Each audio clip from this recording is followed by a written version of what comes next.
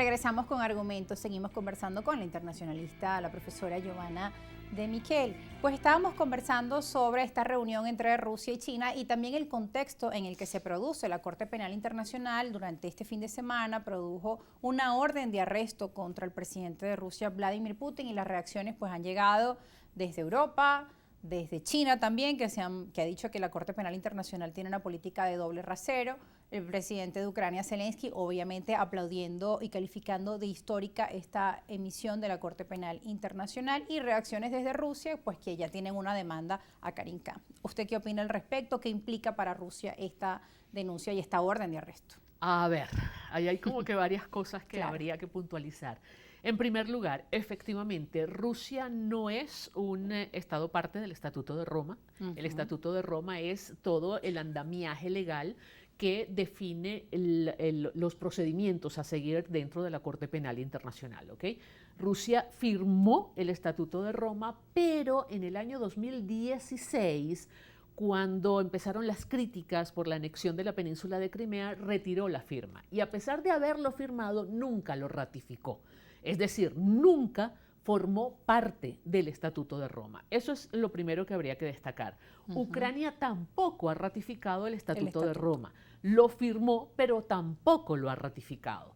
¿Qué quiere decir entonces que la Corte Penal Internacional se pronuncie y lo haga directamente contra Vladimir Putin? Quiere decir que están tratando de cercenar su capacidad política de relacionarse a nivel internacional. Están poniendo en tela de juicio su idoneidad para dirigir los destinos de un país, como es el caso de Rusia. Eso es, en teoría, lo que están haciendo. La orden de detención en contra de Vladimir Putin tiene más un impacto político y moral sobre la persona de Vladimir Putin que un efecto realmente legal. La única manera que Vladimir Putin pudiera efectivamente ser detenido es que salga del territorio de Rusia y entre en el territorio de alguno de los estados partes del Estatuto de Roma. Vladimir Putin no es un presidente de los que acostumbra salir mucho del país. Él no acostumbra a viajar mucho y ahora pues menos lo va a hacer. La posibilidad real de que Vladimir Putin sea detenido y sea llevado a la Corte Penal Internacional para poderlo enjuiciar es muy remota. El margen de probabilidad es muy bajo. Pero podría presionar a Rusia, quizá negociar y ver con buenos más esas políticas de China, ese plan de paz para Ucrania. Pudiera ser un elemento de presión en tanto y en cuanto el resto de la comunidad internacional probablemente empiece a ver ahora con cautela su relación con Rusia. ¿Okay? Empiece a poner un poco de distancia en el acercamiento hacia Vladimir Putin. Por eso es que llama tanto la atención que la orden de detención se produce el viernes y el lunes comienza una gira de 3 días de Xi Jinping a Rusia. Evidentemente esa gira no se planificó el fin de semana, eso ya estaba programado con antelación. El objetivo fundamental de la gira era discutir, y es, entiendo, discutir el tema del plan de paz para la guerra entre Rusia y Ucrania. Sin embargo, ahora el tema de la Corte Penal Internacional tuvo que haber entrado en la agenda. En la mesa. ¿Y por qué tuvo que haber entrado en la agenda? Por una razón muy simple. Porque a pesar de no ser Rusia Estado parte del Estatuto de Roma, el Consejo de Seguridad de la ONU puede pedir algunas acciones a la Corte Penal Internacional. Y en el Consejo de Seguridad de la ONU pudiera llegarse a exigir la abstención de Rusia, cosa que también es muy poco probable, pero pudiera pasar. La Carta de la ONU da para eso, que cuando se discuta el tema, Rusia no participe en la reunión del Consejo de Seguridad. Es muy poco probable, eso no se ha hecho, pero existe la posibilidad de hacerlo. Y Rusia necesita garantizarse el apoyo de China. Recuerda que China, al igual que Rusia, es un miembro permanente del Consejo de Seguridad de la ONU. ¿Y qué quiere decir que es un miembro permanente? Que tienen el poder de veto. Ninguna decisión se toma en el Consejo de Seguridad si no tiene el voto favorable de los 5 miembros permanentes. Y de esos 5 miembros permanentes, 2 son Rusia y China. Así es. Entonces, esa relación y esa reunión de estos 3 días entre Vladimir Putin y Xi Jinping es fundamental también para quitarle todavía más peso y más probabilidad de materialización a la orden de detención emanada desde la Corte Penal Internacional. Entonces sería una decisión más que todo política, como nos comentaba. Así es. La invitamos, profesora, ahora a revisar las declaraciones que daba el diputado Rodolfo Sanz sobre qué busca China en este escenario global. Esas declaraciones las daba en una entrevista al programa Brújula Internacional con el embajador Julio César Pineda. Vamos a revisarlas.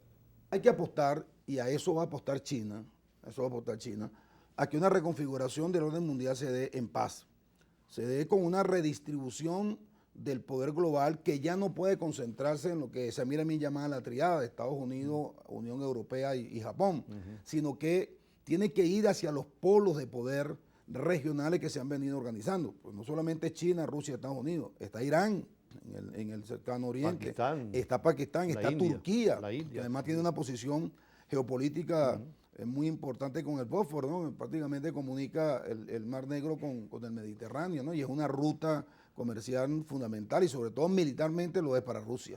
Decía el diputado Rodolfo Sanz, China quiere lograr estos cambios, pero en paz, bajo un escenario de paz. ¿Es esa la diplomacia de China que estamos viendo en estos momentos con esta visita a Rusia, con el plan de paz para Ucrania? Pudiera serlo, sí, sin lugar a dudas pudiera serlo. Lo que pasa es que China está pujando, al igual que lo están haciendo los otros estados, aprovechando precisamente esta inestabilidad, esta reestructuración, ¿no?, del sistema internacional. Mencionaba el diputado Sanz a Turquía, y el rol de Turquía ha sido fundamental. Fíjate que se acaba de renovar por 180 días más, creo, el acuerdo para la exportación de grano producido en Ucrania, y se logró gracias a la mediación de Turquía. El acuerdo original se hizo gracias a la mediación de Turquía, y la extensión, la renovación se hizo gracias a la mediación de Turquía. Turquía ha tenido también un rol protagónico, y eso es lo que hace que el momento actual sea tan interesante, porque un paso en falso puede hacer retroceder a cualquiera de estos estados en su aspiración de consolidarse como un centro de poder a nivel mundial, mientras que un acierto, sin lugar a dudas, lo va a consolidar en esa aspiración. Y eso es lo que está buscando China con la propuesta del plan de paz. Y ahora, en todo este escenario que mencionamos, vamos a retomar con Venezuela y sus relaciones internacionales. Venezuela, en medio pues de su conflicto y de las sanciones que también tiene por parte de Estados Unidos, ha tenido un acercamiento con países como Turquía. Justamente hace poco vino una delegación muy numerosa de empresarios turcos a nuestro país para llegar a acuerdos en materia comercial, turística, económica, entre otros, así como también el acercamiento con Irán, especialmente en materia energética, el tema de la gasolina, el acercamiento que, bueno, ya conocemos que tiene con Rusia, con China, con los países BRICS. Es decir, ¿qué sigue para Venezuela bajo este escenario? Pues también muchos dentro del país esperaban que el tema de las sanciones en Venezuela pues también creara una presión hacia el gobierno de Nicolás Maduro y se produjera un cambio de gobierno, elemento que ya hemos revisado durante el programa, de que las sanciones pues obviamente no han cumplido históricamente nunca ese objetivo de cambio de gobierno, y en el caso de Venezuela ha agravado aún más la situación económica preexistente y también ha llevado a que en estos años pues el gobierno de Nicolás Maduro sortee esas sanciones teniendo además alianzas con estos otros países, ¿no? Así es. Venezuela ha encontrado mecanismos para evadir las sanciones, acentuando su relación con otros países que están igualmente sancionados. Es el caso, por ejemplo, de Irán. Irán es un país fuertemente cuestionado a nivel internacional por múltiples razones, no solamente por el desarrollo de la energía nuclear, aparentemente con fines bélicos, sino por muchas otras razones que tienen que ver, por ejemplo, asuntos culturales en el tratamiento que se le da a las mujeres en el país, en fin. Y ese acercamiento de Venezuela con Irán, si bien ha ayudado a Venezuela a solventar algunos de los problemas internos, como es la falta de combustible en un momento determinado, pues termina de empujar a Venezuela hacia una órbita de estados sancionados, de estados cuestionados, de estados con legitimidad de desempeño altamente vulnerada a nivel internacional. Es decir, no logra Venezuela, en honor a la verdad, el mejor posicionamiento posible. ¿Es Venezuela un centro atractivo para las inversiones de todos esos países? De otra manera, no hubieran logrado esos países tener en Venezuela el nivel de inversiones que tienen gracias a las sanciones. Claro. Porque hay un principio geopolítico, Rosa, que yo lo comentaba esta mañana en radio y lo voy a repetir porque parece muy elemental, pero es absolutamente cierto. Y es que los espacios vacíos tienden a llenarse. Tú dejas esta mesa vacía y se te va a llenar aunque sea de polvo. Tú dejas un territorio vacío y de alguna manera alguien lo va a ocupar. Claro. Tú dejas un mercado vacío y alguien va a capitalizar ese mercado. Y eso sucede en todos los ámbitos, tanto en la vida personal, en las relaciones interpersonales, como en las relaciones internacionales. Y eso fue precisamente lo que hizo Estados Unidos con el mecanismo de las sanciones. Prácticamente le entregó el territorio venezolano y los recursos venezolanos a un grupo de países cuestionados y sancionados que se convirtieron en la única esperanza de afrontar la crisis que las sanciones estaban generando.